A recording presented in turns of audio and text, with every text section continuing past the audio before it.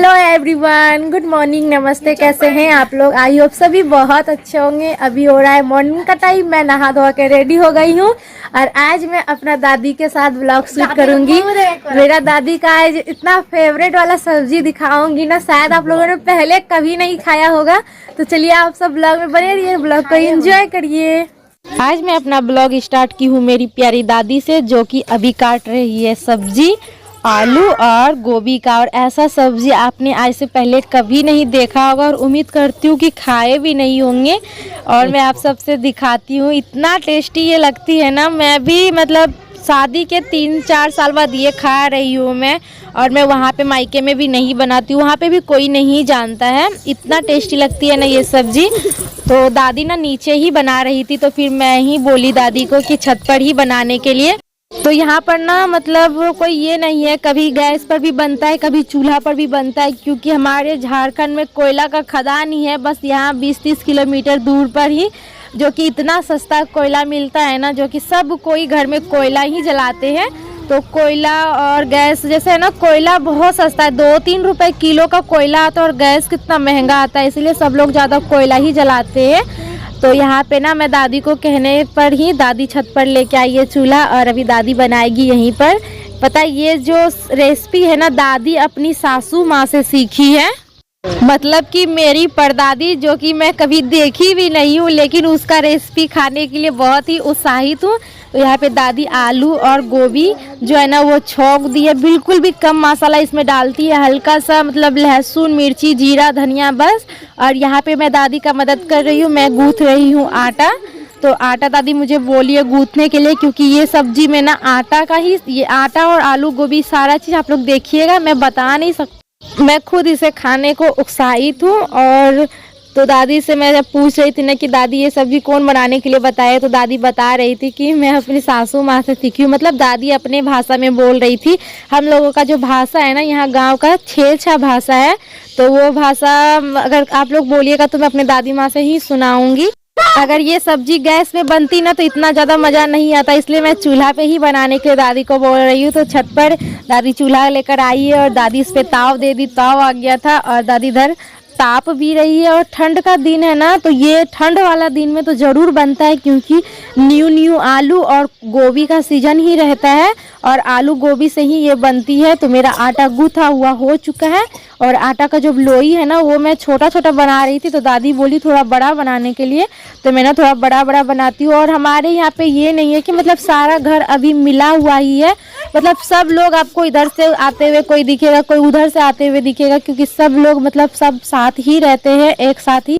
और पता है जब मेरी शादी नहीं हुई थी तो ऐसा एक दिन भी नहीं जाता होगा कि मैं दादी से सब्जी लेकर नहीं खाती थी। दादी का हाथों का इतना टेस्टी बनता था ना सब्जी, और मेरी दादी ना बहुत कम तेल मसाला वगैरह डालती है, फिर भी बहुत ही ज़्यादा टेस्टी लगता है। मतलब कोई भी चीज़ दादी बनाती थी ना तो बहुत ज़्यादा पसंद आता था हमको, और मैं कोशिश करती थी कि दादी के तरह ही सारा चीज़ बनाऊं और सीखूं।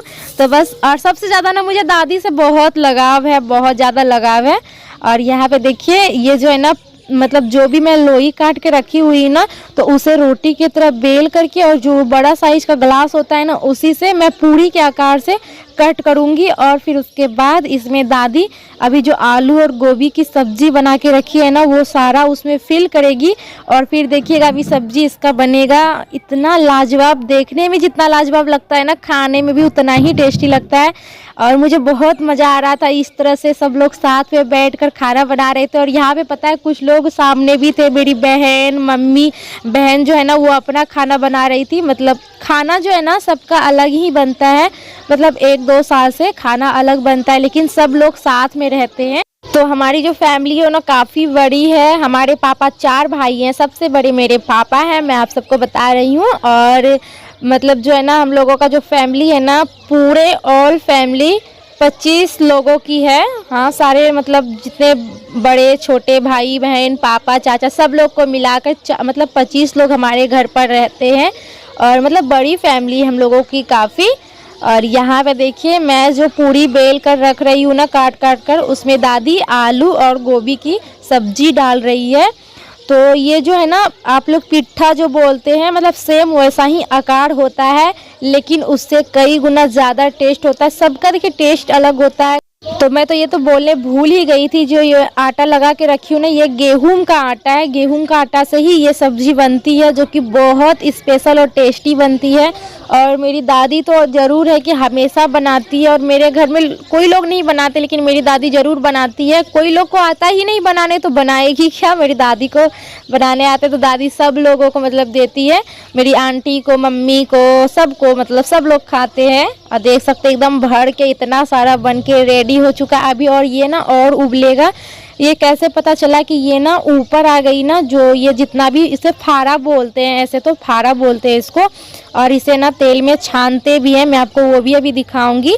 तो ये देखिए जैसे है ना अभी ये ऊपर आ गया ना, तो ये सब्जी बनकर रेडी है। आप इसे ऐसे भी खा सकते हैं, चावल के साथ खा सकते हैं, रोटी के साथ खा सकते हैं। इतना टेस्टी लगता है ना, बहुत ज़्यादा, मैं बता नहीं सकती हूँ। मुझे खुद अभी लग रहा है कि मैं 4 साल के बाद खा रही हूँ, क्योंकि कभी मुझे मौका नहीं मिला। और ठंड में मैं कभी शादी हुई थी, तो फिर ठंड में मुझे रहने का यहाँ मौका भी नहीं मिला था, तो मैं खा भी नहीं पाई थी। तो बस हम दोनों ने मतलब हम दोनों तो नहीं, पूरा दादी ही बनाई है, और दादी का हाथ का ही टेस्ट है। मैं तो थोड़ा बहुत मदद की थी। या देख सकते हैं कितना सारा, इसका नाम है वैसे फारा बोलते हैं इसको। आलू गोभी की बनती है, बहुत स्वादिष्ट बनती है। इतना सारा ये फ्राई है, जो कि तेल में, जो सरसों की तेल है ना, उसमें छनाया हुआ है।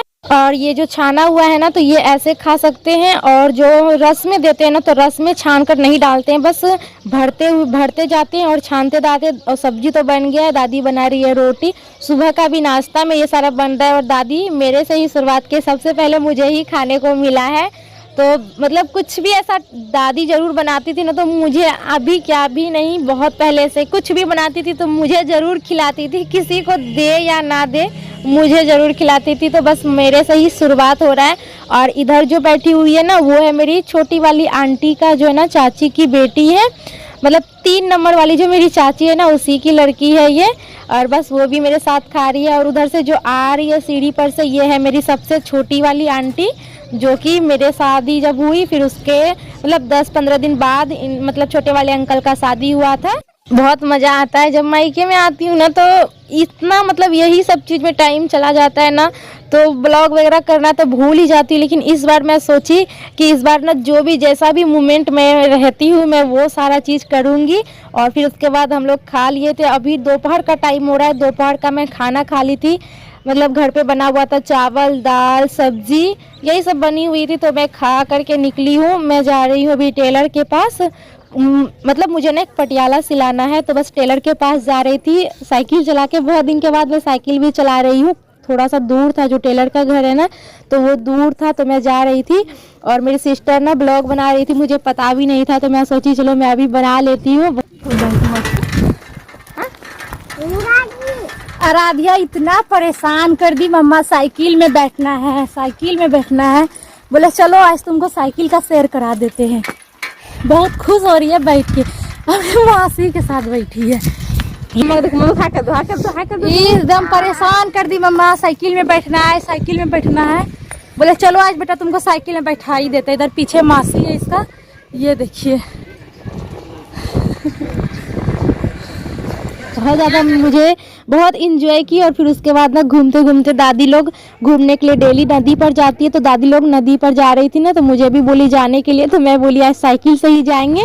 और यहाँ पे जो है ना नदी के पास थोड़ा चौड़ा सा रोड जो है ना बहुत फैला हुआ है, तो यहाँ पे साइकिल चलाने में खूब मज़ा आ रहा था। और आराध्या देखिए, इसको भी खूब मज़ा आ रहा था साइकिल पे घूमने में। ये तो उतरने का नाम ही नहीं ले रही थी, इसको खूब मज़ा आ रहा था। बस इसको लग रहा था सिर्फ घुमाते रहे। और मैं भी बहुत दिन के बाद खूब साइकिल चलाई हूँ, और ना पैर में दर्द हो गया। जबकि मैं जब पढ़ाई करने के लिए जाती थी ना, तो 10 किलोमीटर साइकिल चलाकर डेली जाती थी और आती थी, फिर भी मेरा पैर दर्द करने लगा था, क्योंकि मैं बहुत दिन के बाद साइकिल चलाई। और ये देखिए मेरी बंदरिया बेटी कैसे मजा आ रहा है, अच्छा लग रहा है। इसको तो बहुत मजा आ रहा है साइकिल में घूम घूम के। बोल ही नहीं रही कि उतरेंगे, घुमाओ मम्मा घुमाओ। और रेंजर साइकिल है ना, आगे पकड़ा करके दिक्कत हो रही है, इसलिए बैठी है, मुँह से चिपक कर बैठी है। और छोड़ने का तो नाम ही नहीं ले रही थी। बस इसी तरह अपने छोटी सी फैमिली के साथ मेरा जो मायके का ब्लॉग है जैसे ही शुरू हुआ था वैसे ही मैं एंड करूंगी और बहुत ही जल्द मिलूंगी प्यारा सा ब्लॉग के साथ। तब तक के लिए Tata my all YouTube family. खुश रहिए, मस्त रहिए, बिंदास रहिए अपने फैमिली के साथ और हंसते रहिए, मुस्कुराते रहिए। नया साल आ रहा है, उसको बेसब्री से और बहुत ही खुशी खुशी से अपने लाइफ में एंजॉय करिए, मस्त रहिए। क्योंकि ये जो पुराने साल के उतार चढ़ाव जितने भी हैं उसे भूल जाइए और सारी चीज़ भूल जाइए। नए दिन की, नए साल की शुरुआत करिए बहुत खुशी के साथ, अपनों के साथ, मस्ती के साथ। तो चलिए बहुत ही जल्द मिलेंगे प्यारा सा ब्लॉग के साथ। तब तक के लिए Tata my all YouTube family.